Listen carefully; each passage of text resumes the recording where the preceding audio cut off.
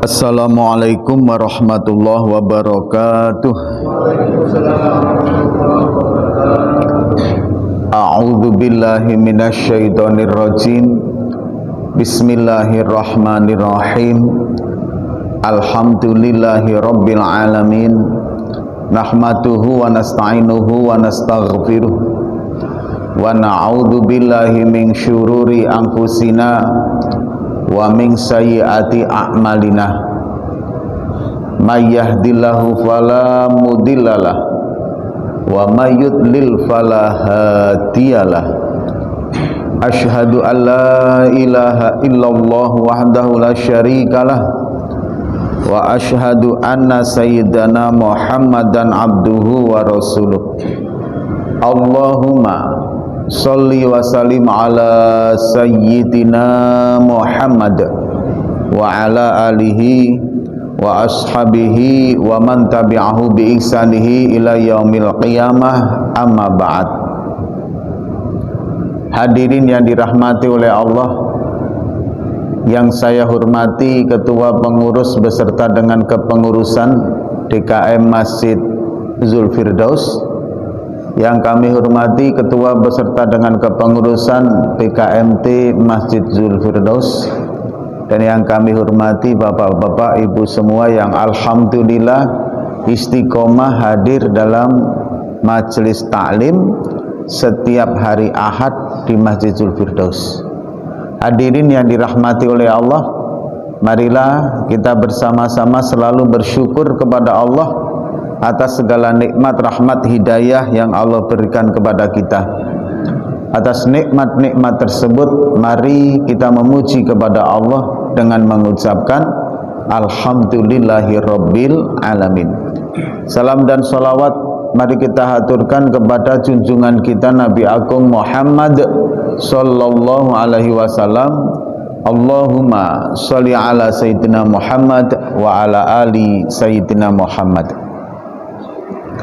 Bapak Ibu yang dirahmati oleh Allah, baru saja kita mendengar fatwa dari Majelis Ulama Indonesia bahwa produk-produk yang mendukung terjadinya kengerian perang di tanah Palestina sana, yang mendukung Zionis, maka produk-produk itu dihimbau untuk diganti dengan produk yang lain. Nah hadirin, apakah itu kaitannya ada hukum haram halalnya? Jadi begini Pak, perkara ini bisa menjadi haram itu ada hal yang berkaitan dengan satu zatnya, barangnya memang haram. Kalaulah memang barangnya haram, ya haram hukumnya untuk mengkonsumsi. Yang kedua dari segi proses, kalaulah memang prosesnya terkontaminasi dengan perkara yang haram, maka zatnya menjadi haram untuk dikonsumsi. Yang ketiga dalam segi cara memperolehnya, zatnya halal, prosesnya halal, tapi memperolehnya adalah dengan perkara yang haram, maka itu menjadi perkara yang haram. Yang keempat adalah hadirin, transaksi tersebut kita ketahui bersama bahwa mendukung atau menuju kemaksiatan dan kejahatan atau tidak. Kalau memang itu hal yang mendukung ke situ, maka kita tetap tidak boleh transaksi di situ. Contoh begini Bapak Ibu, kita ini Pak, ya kan, Bapak mencuri misalkan sebuah pisau, misalkan gitu ya. Saya tahu bahwa pisau yang Bapak akan jual ke saya itu adalah pisau hasil curian. Maka hadirin yang dirahmati oleh Allah, karena saya tahu persis kalau itu pisau hasil curian, transaksinya tetap tidak diperbolehkan Pak. Itu secara hukum fikihnya. Karena saya tahu bahwa itu adalah barang yang haram, karena barang haram itu tidak boleh diperjualbelikan. Jadi ini mengarah ke situ Pak. Maka zatnya mungkin halal tapi transaksinya yang batal, karena hasil dari transaksi tersebut digunakan untuk kejahatan perang oleh Zionis, membunuh orang-orang yang memang bukan bagian dari peperangan itu. Kalau misalkan perang tentara melawan tentara ya boleh, tapi kalau kemudian tentara menyerang sipil kan sudah. Nah hadirin, ini fatwamu ini sudah jelas, dan saya pribadi mendukung dengan fatwa ini. Saya pribadi, terserah bapak-bapak, saya nggak mau berdebat, karena akhir-akhir ini kan sedikit-sedikit debat, ya kan. Beda ideologi, saya nggak mendukung karena beda ideologi. Beda bendera, saya nggak mendukung karena beda bendera. Saya tidak mau memakai itu, saya mau memakai persatuan saja Pak, gitu kan. Hadirin yang dirahmati oleh Allah, Indonesia ini menjadi sebagai sebuah negara merdeka itu organisasi modern, dimulai dari Budi Utomo yang kemudian terjadi Sumpah Pemuda kan itu. Tapi di kalangan para alim ulama saat itu juga sudah mulai bergerak Pak. Saat itu adanya Nahdlatul Wathon, kemudian didukung dengan Nahdlatul Fujar, lahirnya Nahdlatul Ulama. Ini kalangan ulama yang mengurus para santri dan orang-orang yang ada di daerah. Nah di daerah perkotaan Mbah Ahmad Dahlan menyusun lagi gerakan Muhammadiyah. Kemudian ada lagi pergerakan Syarikat Islam yang dimotori oleh Hossokro Aminoto. Lahirlah Syarikat Islam SI Merah dan SI Putih.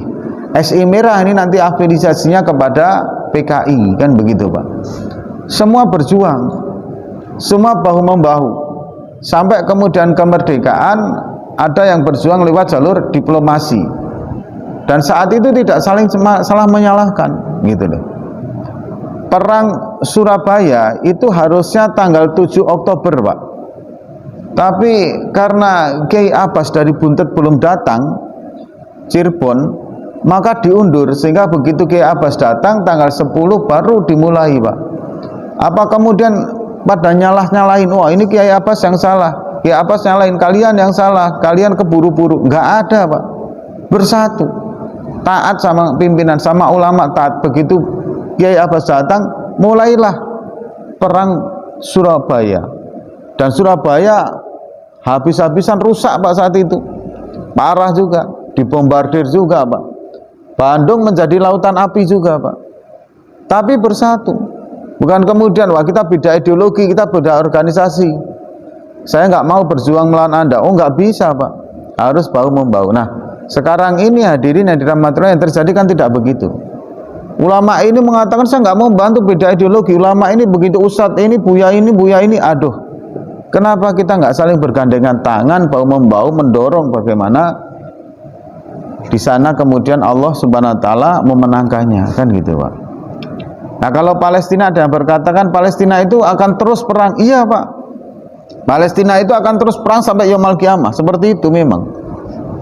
Terakhir nanti peperangan besar yang dimenangkan oleh umat Islam. Nah inilah ujian tentang keterpihakan kita. Kita akan merasa bosan atau tidak membela orang-orang Islam di sana. Itulah ujian keimanan kita.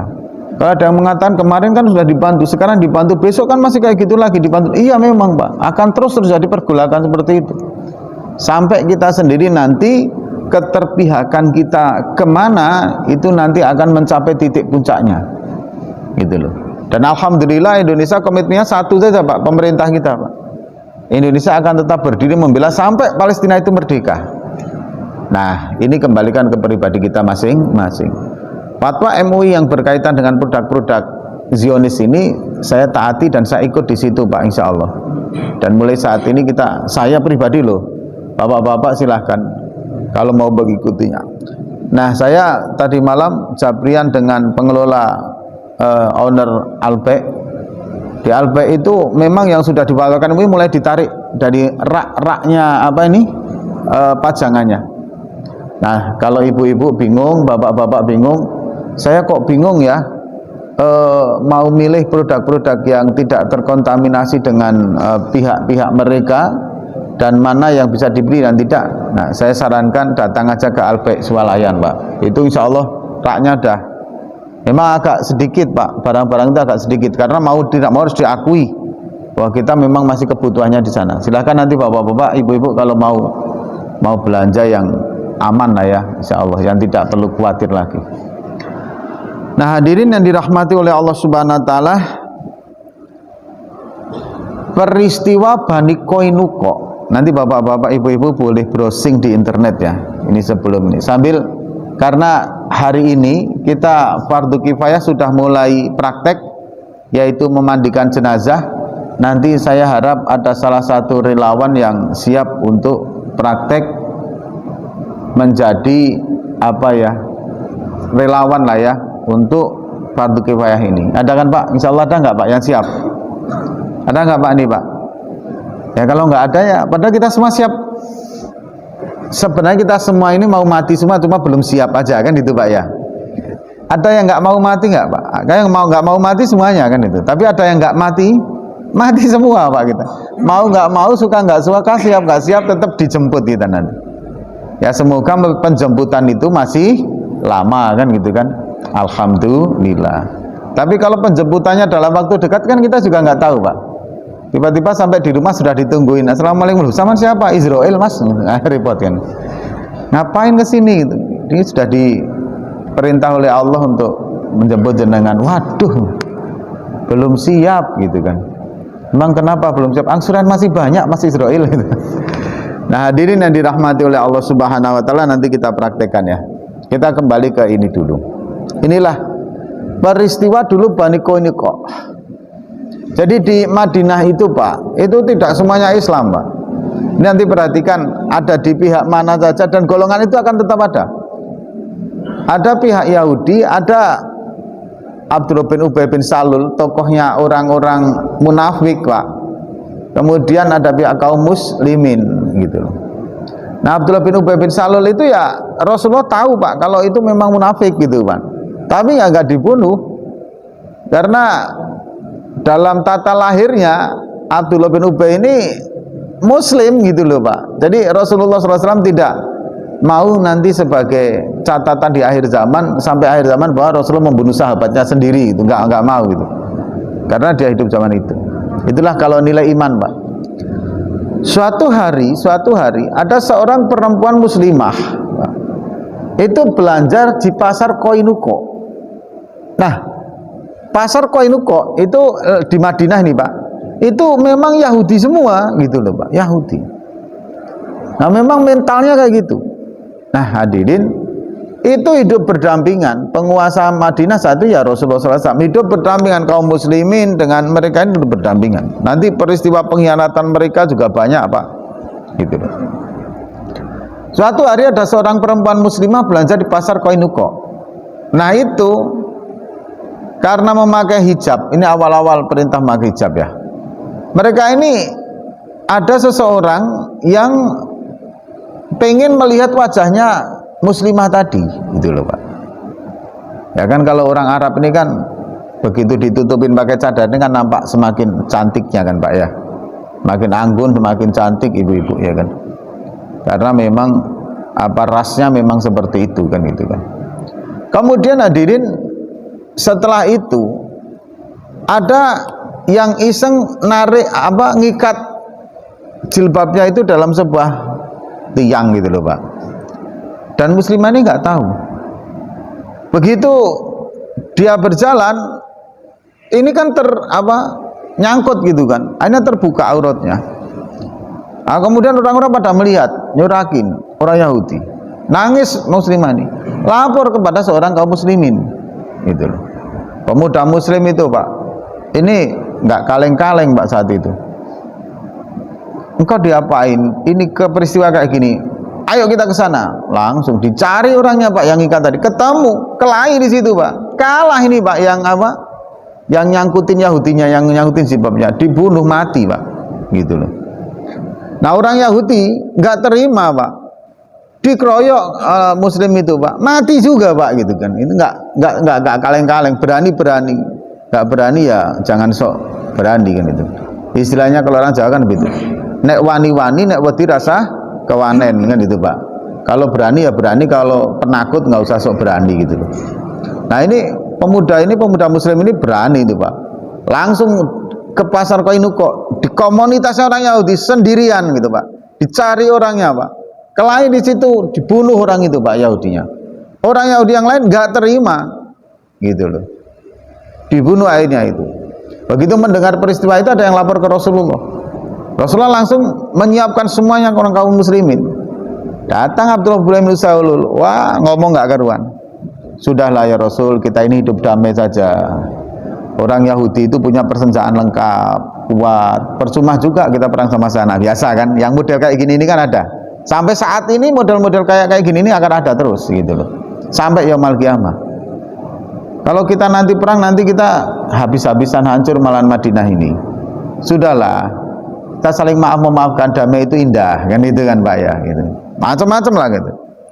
Akhirnya Rasulullah mengabaikan omongan Abdullah bin Ubay bin Salul ini.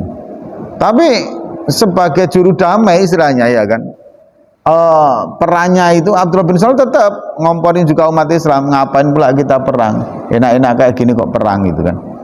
Ya sudahlah, selesaikan itu dengan perundingan. Tidak Pak, akhirnya Bani Qainuqa dikepung Pak, dan peperangannya nggak 1 hari 2 hari 2 tahun Pak, itu dikepung itu. Akhirnya Bani Qainuqa kemudian menyerah. Nah kemudian orang-orang yang membunuh itu diterapkanlah hukum qisasnya, termasuk nanti ada pengkhianatan pada saat adanya perang Uhud Pak. Itu dikhianati Rasulullah SAW. Yang tadinya orang Yahudi itu mau mendukung, begitu orang Islam sudah menyatakan perang, ternyata orang Yahudi enggak mendukungnya. Akhirnya mereka kemudian dikembalikan kepada hukum Yahudi itu sendiri yang ada di dalam kitab Taurat, yaitu pengkhianatan seperti itu harus dibunuh. Ada 600 orang Pak Sadid. Nah ini hadir. Nah saat ini di Palestina ini nggak cuma jilbab Pak ya ditarik, kepala Pak hilang Pak, anak hilang kepala, ibu hilang kepala. Nah sekarang inilah hadirin yang dirahmati Allah, kepedulian kita tentang sesama orang Islam. Nah, makanya apapun yang kita bisa sumbang doa, kita sumbang aksi boikot ya kita boikot, ikut arahan para alim ulama. Kemudian kita bisa membantu dengan materi ya kita bantu dengan materi. Ini semoga nanti menjadi hal yang baik di hadapan Allah ketika mereka kemudian menanyakan di mana posisi kita. Nah hadirin yang dirahmati oleh Allah, berkaitan dengan ini insya Allah Pak, insya Allah ini baru kita rencanakan Ahad depan itu akan ada aksi doa bersama. Nanti Pak Gubernur, Pak Wali Kota, Pak Bupati Tanjung Pinang Bintan ya kan, di tepi laut di Tugu Sirih. Maka saya harap nanti Bapak Ibu bisa ikut hadir di situ. Siapkan donasi mulai saat ini, karena dari catatan Basnas itu Pak, donasi yang terkumpul yang masih rendah itu Tanjung Pinang Pak. Anambas itu update terakhir 159, sekian juta Pak, update terakhir. Kemudian Siak itu terakhir update-nya 1,2 M Pak. Kemudian Jakarta kemarin aksi Monas itu Pak 25 miliar itu Pak. Uah itu dalam 3 hari 10 miliar. Kemudian ini UAS terakhir di mana Pekanbaru Masjid An-Nur itu update terakhir belum ada, tapi ada 1 orang yang mentransfer itu hampir 100-an juta Pak, 1 orang. Tanjung Pinang berapa Pak Ustadz? Tanjung Pinang yang terkumpul update saat ini baru 51 juta Pak. Nah kan, itu pun masih ada banyak masjid-masjid yang belum, karena mungkin pengurusnya masih musyawarah ya, musyawarah mau membantu atau tidak, itu masjid-masjid ada itu belum. Dan sekarang yang masuk baru beberapa masjid saja, itu baru 51 juta. Batam berapa Pak Ustadz? Hampir mencapai angka 1 miliar tuh, bahkan mungkin sudah terlampaui Batam. Karimun saya belum tahu, tapi pada saat Tanjung Pinang di angka 14, itu Karimun sudah di angka 29 juta Pak waktu itu. Nah, kita nanti bismillah bareng-bareng, semoga nanti kita dalam catatan zahir juga baik, catatan batin juga baik. Amin ya rabbal alamin. Bismillahirrahmanirrahim. Liridaillahi ta'ala wa li syafaati Rasulillah sallallahu alaihi wasallam. Tsumma ila khadrati husan qaumul muslimina wal muslimat wal mu'minina wal mu'minat fi Gaza fi Palestin. Lahumul Fatihah. A'udzu billahi minasyaitonir rajim. Bismillahirrahmanirrahim. Alhamdulillahirabbil alamin arrahmanir rahim maliki yaumiddin. Iyyaka na'budu wa iyyaka nasta'in ihdinas siratal mustaqim siratal ladzina an'amta 'alaihim ghairil maghdubi 'alaihim waladdallin. Amin. A'udzu billahi minasyaitonir rajim. Bismillahirrahmanirrahim. Alhamdulillahirabbil alamin. Allahumma shalli ala sayyidina Muhammad wa ala ali sayyidina Muhammad. Allahumma ighfir lana dzunubana wa liwalidaina wa li jami'il mu'minina wal mu'minat wal muslimina wal muslimat al ahya'i minhum wal amwat. Allahumma inna nas'aluka ridhaka wal jannah wa na'udzubika min sakhatika wa nar. Allahumma salimna warhamna wansurna. Allahumma salim wansur warham ala umat Muhammad fi Palestin ya Allah.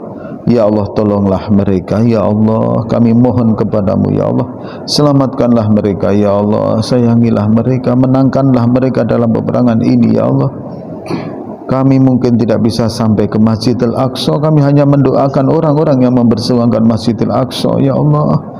Ya Allah, menangkanlah mereka. Rabbana atina fid dunya hasanah wa fil akhirati hasanah wa qina adzabannar. Sallallahu alaihi wasallam Muhammad wa ala alihi wa sahbihi wa baraka wasallam. Walhamdulillahirabbil alamin.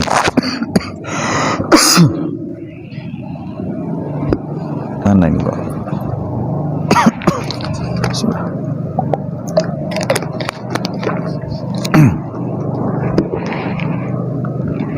Baik, Bapak Ibu yang dirahmati oleh Allah, sampailah kita kepada pembahasan kita yang berkaitan dengan fardu kifayah, yaitu memandikan jenazah.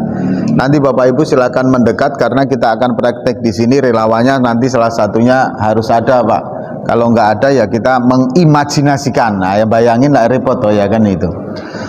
Nggak usah takut bagi relawannya, kasus sudah banyak. Insya Allah bagi yang menjadi relawan kok malah panjang umurnya gitu loh Pak. Alhamdulillah gitu. Ini kasusnya banyak terjadi seperti itu gitu. Jadi nggak usah khawatir nanti kalau menjadi relawan itu nanti umurnya pendek. Nggak ada seperti itu Pak ya. Itu umurnya panjang semua. Amin ya rabbal alamin. Karena saya praktek fardu kifayah itu sudah dari beberapa tahun yang lalu. Saya jumpa yang menjadi orang relawan yang berpraktek juga alhamdulillah sehat semua gitu Pak. Bahkan alhamdulillah anaknya banyak. Yang pertama Pak, jikalau kita sudah memastikan ada seseorang itu memang sudah meninggal dunia Pak, atau kita menemani orang yang sedang nazak dan orang itu dipastikan memang sudah wafat, nanti bapak-bapak cek dulu yang kemarin sudah kami sampaikan, detak jantung, detak nadi, mata disinari, kalau ada reaksi berarti masih mati suri. Meskipun ketika kita tidak mendapatkan denyut nadinya. Nah, kalau memang sudah dipastikan betul Pak kematiannya, maka hadirin yang pertama kita langsung beristirja, yaitu membaca kalimat inna lillahi wa inna ilaihi rojiun. Kemudian pejamkan mata, begitu pas pejamkan mata sambil berdoa bismillahi ala millati rasulillah, bismillahi ala millati rasulillah. Mohon ini dihafalkan agar karena nanti semua orang bisa untuk melaksanakan fardu kifayah ini pada saat saudaranya meninggal dunia ya Pak ya. Habis itu kemudian ini dinaikkan jenazah, diikat. Nah kemudian setelah itu tangannya, cara menemukan tangannya jangan begini nanti Pak. Kalau begini mesti akan begini lagi. Tapi betul-betul ditumpangkan, yang diikat ini lengan sama lengan ini. Apa pergelangan ini sama pergelangan. Ini diikat begini nanti. Nanti prakteknya mudah Pak. Kemudian lutut diikat. Kemudian ini apa? Jempol diikat.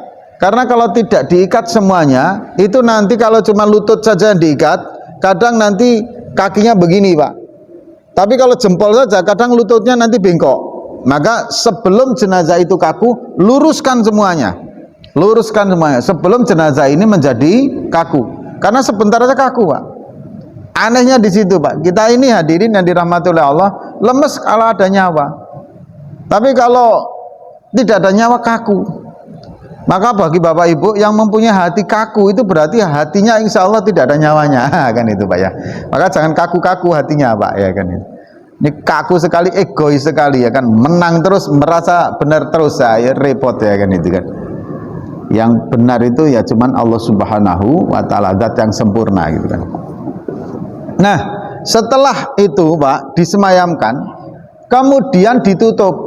Kasihlah lilin atau apa kalau memang sudah di rumah, agar hadirin tidak ada lalat yang mengerumuninya. Karena jenazah itu bau keringatnya, kemudian bau obat dan sebagainya kadang mengundang, apalagi kalau ada darahnya, mengundang datangnya lalat. Kalau ada lalat nanti mohon maaf itu hal yang lumrah, biasa, wajar. Jadi kalau ada lalat jangan kemudian tuh jenazahnya dikerumuni lalat tuh. Langsung kemudian muncul sinetron azab kan itu Pak ya. Nah ini hadirin jangan langsung berpikiran negatif seperti itu. Kemudian hadirkan dalam diri kita Pak satu prasangka bahwa jenazah ini adalah orang yang baik. Wah gimana mau berprasangka baik Pak Ustaz dengan tetangga kayak gitu kok ya kan. Sudah tetangga buruk, bakhilnya kelewatan gitu loh Pak. Nah hadirin begini Pak, kemarin kita sudah pernah membahas bahwa yang namanya akhlak yang baik itu akhlak kepada Allah, akhlak kepada Rasulullah, akhlak kepada manusia, akhlak kepada sesama makhluknya Allah, kan itu Pak ya.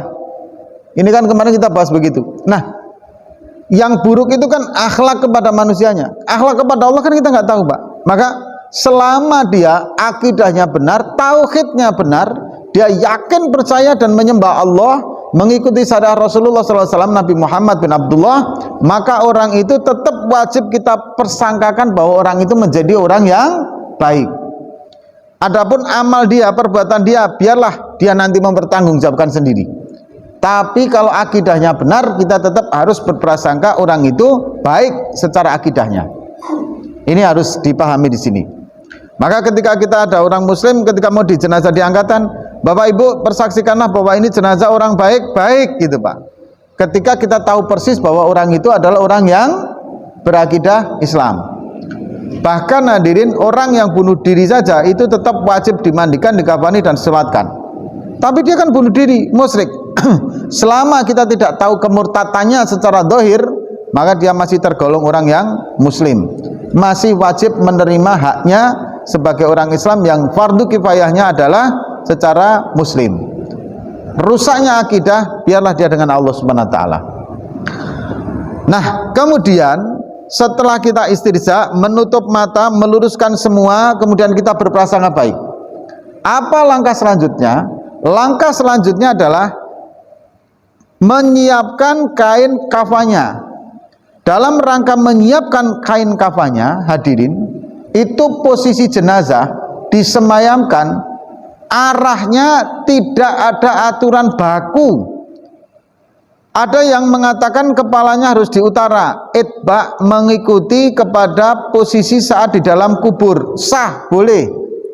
Ada yang posisinya sebelah timur kepalanya, sehingga dinaikkan sendiri, itba kepada saat posisi sholat telentang, boleh. Mau menghadap ke selatan bagaimana Pak Ustadz? Boleh. Tenggara boleh, barat daya boleh. Ini macam kayak kompas saja kan, mata arah angin kan itu Pak ya. Jadi tidak perlu diributkan hal yang berkaitan dengan kepala posisi di mana. Kenapa hadirin? Karena kadang kita harus menyesuaikan dengan kondisi rumah Pak. Itu rumahnya sudahlah kecil, menghadapnya ke selatan atau ke timur atau ke barat, posisi kalau mengharuskan seperti itu susahnya luar biasa Pak. Sudahlah dibuat yang luwes, yang cantik saja. Kadang ada kan rumahnya kecil hanya karena masalah arah itu kemudian sampai jenazahnya dimencengkan begini, padahal harusnya ruangannya begini Pak. Nah kalau kayak gini kan susah tuh Pak, malahan orang yang mau takziah. Nah ketika orang takziah ke situ, doakan Pak, datang doakan, datang doakan.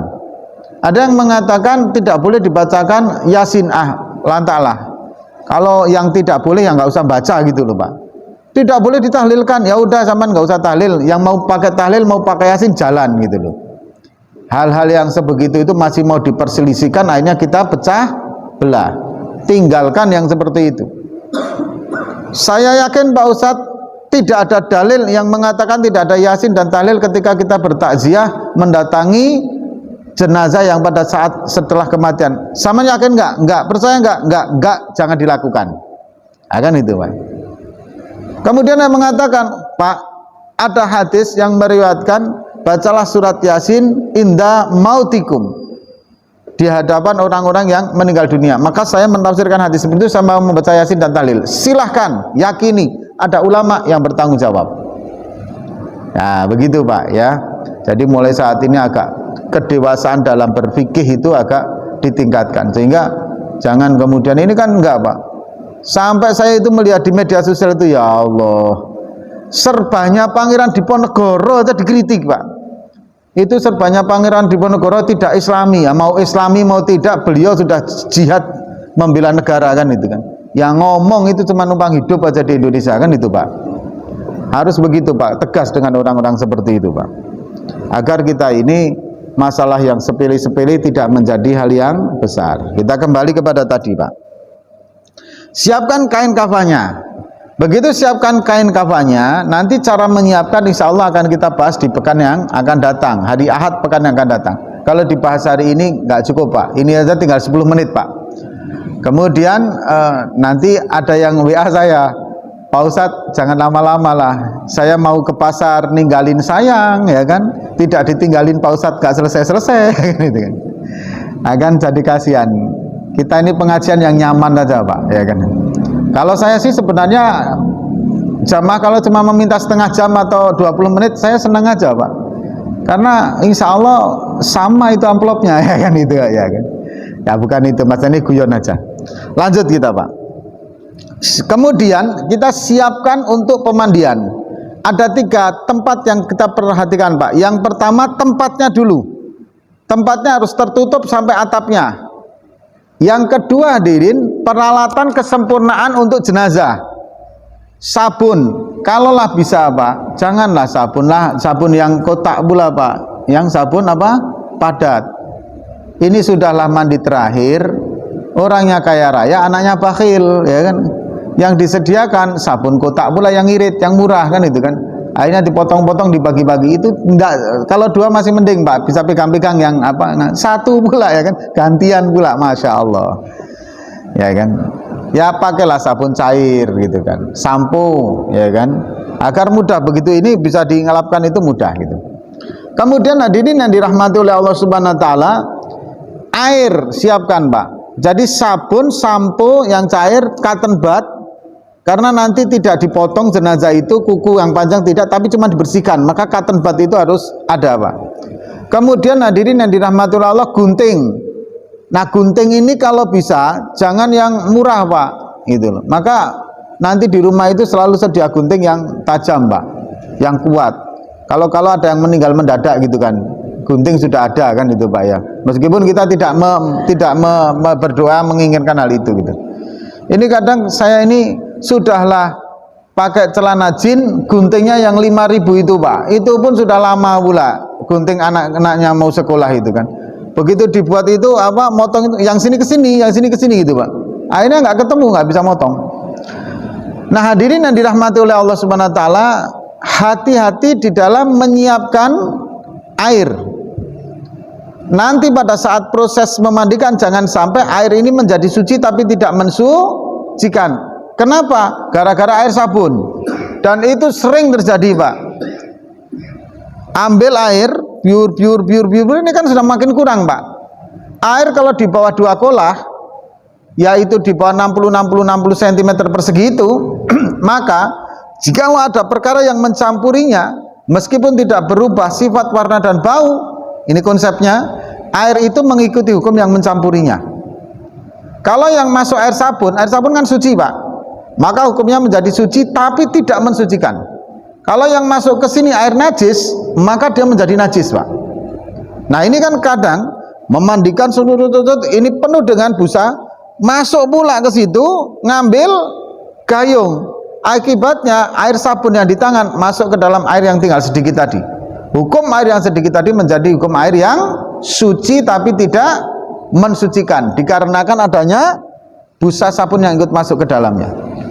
Maka saya sarankan untuk yang bagian apa ini nyiram, nggak perlu memegang sabun, bisa sarankan.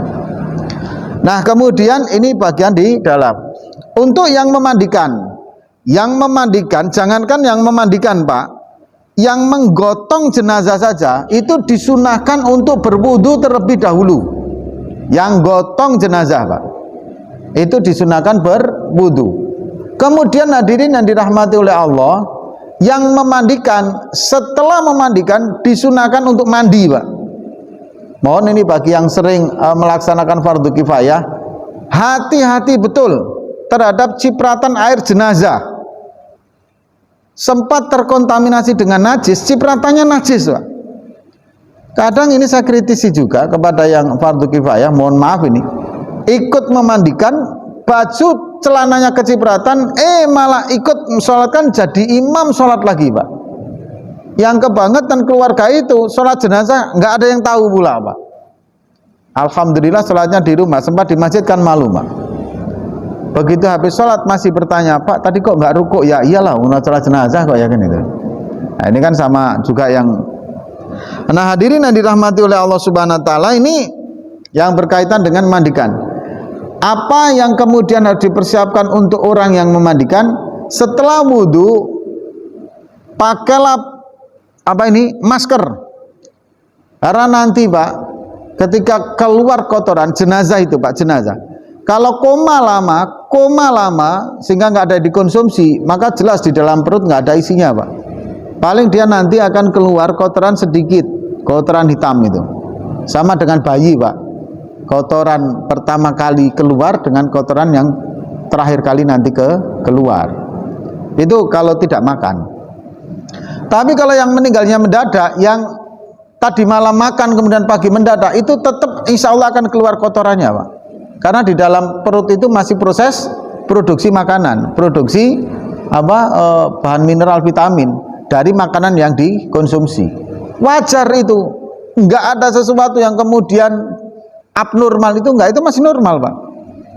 Makanya kalau meninggal mendadak itu kalau dipencet nanti perutnya, wah Pak, keluar banyak. Baunya bagaimana Pak Ustadz? Wah spesial itu Pak. Karena kotoran, bau kentut aja bau kok ya kan, NaCl ya kan itu kan. Ini kotoran, ada sedikit anginnya ya kan itu kan. Ditambah bau sabun, ditambah bau bunga mawar, ditambah lagi keringat orang, keringat kita aja sudah bau, masih ini banyak pula keringat di situ kan. Wah itu pokoknya wah banget pokoknya Pak, ya kan itu kan. Kemudian hadirin yang dirahmati oleh Allah Subhanahu Wa Taala, pakai masker, pakai sarung tangan, maka tolong disediakan sapu tangan yang itu Pak, elastis itu, yang beli di mana itu, apotek itu. Kenapa Pak? Karena memang sebaiknya tangan kita ini jangan menyentuh langsung kepada tangan jenazah, sebaiknya Pak. Nah sesudah itu Pak, sesudah itu kemudian sudah siapkan semua, ready, susun yang mangku.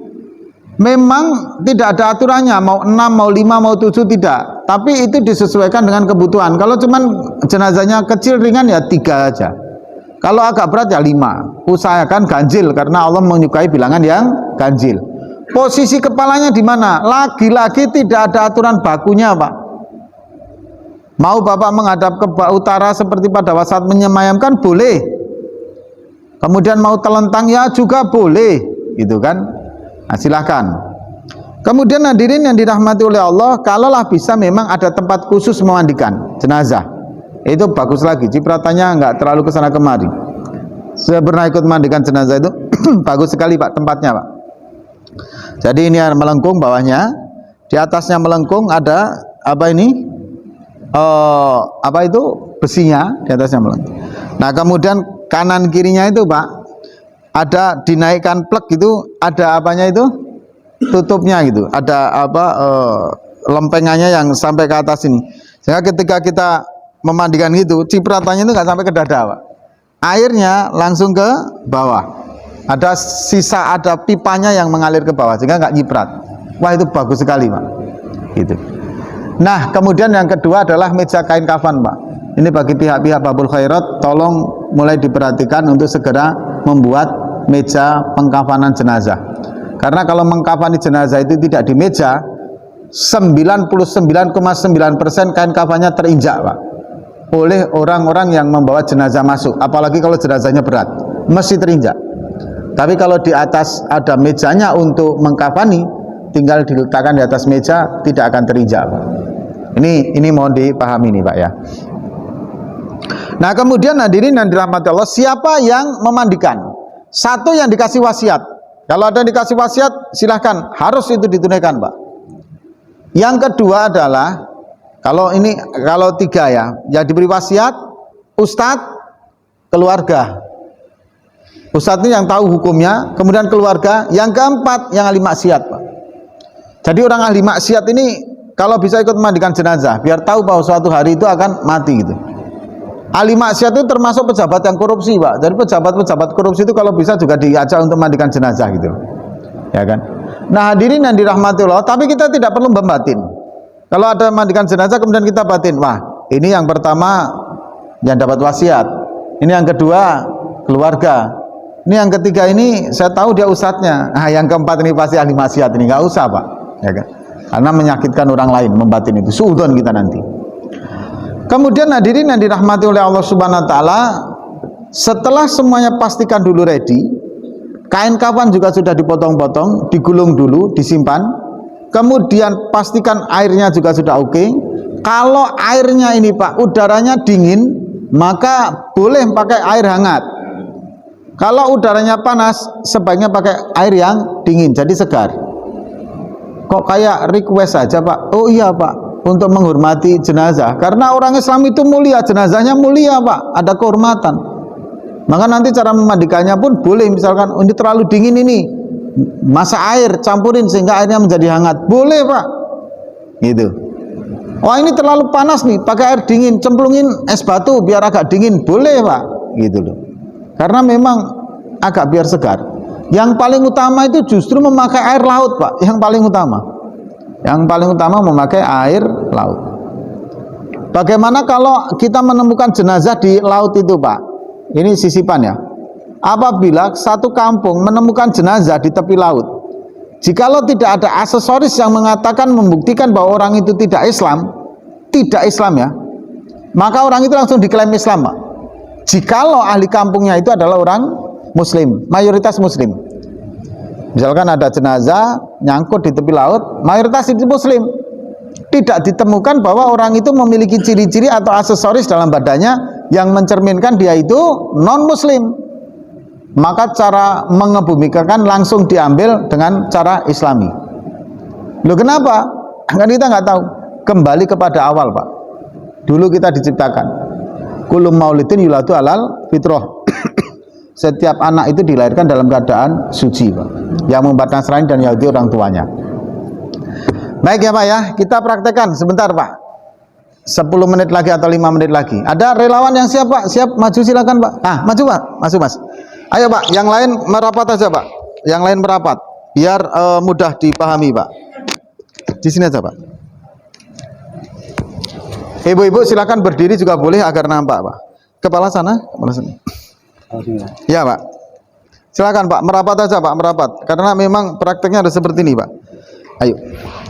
Nah, silakan ditengok, Pak. Bismillahirrahmanirrahim. Yang pertama, ini yang pertama, Pak, ya. Jika kita berada di sekitar orang yang memang sudah nazak kemudian meninggal dunia, yang pertama dilakukan ibu-ibu, bapak-bapak adalah langsung beristirja. Kita mengucapkan innalillahi wa inna ilaihi rajiun, istirja. Yang kedua, langsung mempersangkakan bahwa jenazah itu adalah baik hukumnya. Bapak sini, Bapak. Bapak sini. Bapak sini. Bapak sini, Bapak sini. Nah, Bapak sini. Nah, Bapak sini aja. Oke, sudah. Nah, setelah dua hal itu, istirja dan menyangka bahwa jenazah itu adalah orang baik, ketika masih dia diketahui muslim, kemudian pejamkan mata sambil berdoa, Bismillahi ala milati Rasulillah. Habis itu kemudian ini diginikan, diikat. Habis itu ini yang tadi saya sampaikan Ibu Bapak, begini. Ini sampai di sini Pak. Jangan cuman begini. Kalau begini dia mesti jatuh begini. Kalau sudah jatuh kemudian kaku, susah Pak. Ini begini, tempelkan ini, diikat di sini Pak. Diikatnya di sini. Agak ke sini nggak apa-apa. Yang penting ini jangan sampai melorot. Kemudian ini diikat di sini. Tak di sini. Kemudian diikat di sini. Ini luruskan Pak. Biasanya ini kan masih kayak gini Pak. Tapi kalau sudah meninggal itu posisinya ini jatuh lagi ke sini Pak. Karena di sini sendinya sudah lepas. Makanya kalau jenengan nanti menjumpai ada jenazah kok panjangnya itu bertambah, wajar, biasa. Jangan dikaitkan itu tingginya kemarin cuma 160 sekarang ke 165 ya gitu. Jangan Pak. Wajar, biasa. Maka nanti berkaitan juga yang mengkafani. Yang mengkafani nanti dari sini Pak, jangan dari sini ngukurnya. Kalau ngukurnya dari sini keliru nanti. Ngukurnya dari ujung sini itu ditambah 2 jengkal. Yang ujung sana juga ditambah 2 jengkal panjangnya kain kafan. Bisa dipaham ya? Nanti untuk ngukur kain kafan. Nah, setelah itu ditutup jenazah pakai kain. Letakkan sesuatu yang kira-kira mengusir lalat. Habis itu selesai, siapkan dulu kain kafannya. Jangan keburu dimandikan Pak. Karena kalau keburu dimandikan, kain kafannya belum disiapkan, nanti setelah selesai memandikan baru motong-motong, kasihan jenazahnya Pak. Kedinginan kan gitu kan. Jenazahnya nanti ngomong pula, kamu ini belum siap baju sudah dimandikan pula aku, kan repot ya kan itu kan. Nah hadirin yang dirahmati Allah, setelah siapkan kain kafan, gulung, bawa. Yang bawa minimal harus berwudu Pak, yang bawa. Nah kemudian cara untuk menganukan jenazah itu jangan langsung dimasukkan tangannya Bapak Ibu. Kalau langsung dimasukkan tangannya itu kadang susah. Jenazah diiringkan Pak. Mohon maaf. Nah jenazah dimiringkan, baru tangannya ini masuk. Semua sudah masuk semua, diginikan lagi. Apakah mau begini ataukah membawanya mau 2 begini, silahkan. Jadi teknis ini kayaknya sepele ini kayaknya, tapi mesti ribet. Saya sering kali menjumpai cara mengangkat ini sepele tapi ribetnya di sini. Jadi ini begini, baru ini tempelkan di sini. Apakah mau begini semuanya ataukah mau gini semuanya? Monggo. Ya Pak ya. Nah, setelah dibawa ke tempat sana, kalau memang di pangku jenazahnya, bagian yang tengah ini bagian yang harus kuat mental, kuat bau hidung dan sebagainya. Ini yang tengah. Nah, yang sini sama sini silahkan. Kalau memang mau 5 di sini, tapi kalau 3 aja cukup Pak. 1, 2, 3 di sini. Posisinya 3 di sini, sehingga kepala di sini Pak. Di 1, 2, 3 cukup sebenarnya. Sudah oke? Nah, kalau sudah Pak, ambil air 1 ember, kapur barus yang sudah ditumbuk dimasukkan. Daun bidara dimasukkan, air bunga mawar dimasukkan ke ember itu, aduk biar campur dulu, biar kapur barusnya juga larut. Habis itu air ini jangan diletakkan di tempat pemandian, khawatir kecipratan nanti. Kalau kecipratan hukumnya nanti jadi beda. Tarik ke belakang atau disembunyikan dulu Pak. Habis itu Pak, jenazah begitu datang, setelah semuanya fik, yang tidak berkepentingan keluar, nggak usah nengok-nengok. Ini bukan barang tontonan. Ini adalah mandikan jenazah. Khawatir nanti yang nengok itu nggak kuat nyimpan aib, rahasia. Maka nggak perlu ditengok. Silahkan keluar kalau nggak ada kepentingannya. Ketika jenengan mau memandikan apalagi keluarganya, tengok dulu Pak, jangan keburu dibuka.